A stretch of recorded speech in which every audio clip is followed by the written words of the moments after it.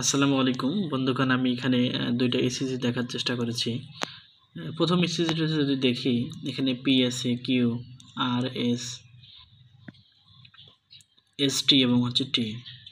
এই টি ওয়েভের পরেই আমরা যে ওয়েভটা পাবো সেটাকে আমরা পি ওয়েভ বলবো। পি এর পরে কিউ, আর, এস, এস টি এবং টি, আবার পি, কিউ, আর, এস, এস টি এবং টি।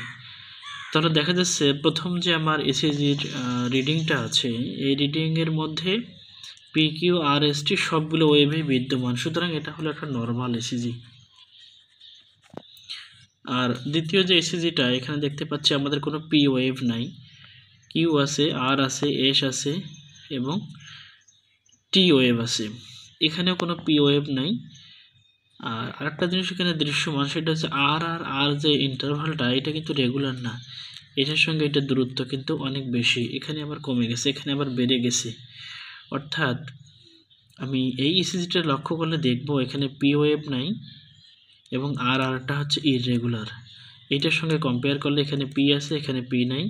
এখানে আরগুলোর দূরত্ব মোটামুটি সমান, এখানে কিন্তু দুইটা আর ইন্টারভালের দূরত্ব কিন্তু কখনোই সমান নয়। তাহলে এই ইসিজিটার মধ্যে অবশ্যই সমস্যা আছে, আর এই সমস্যাটার নাম হলো এট্রিয়াল ফিব্রিলেশন। এট্রিয়াল ফিব্রিলেশনের অনেক ধরনের কজ আছে, আমি আস্তে আস্তে পর্যায়ক্রমে এগুলো আপলোড করব।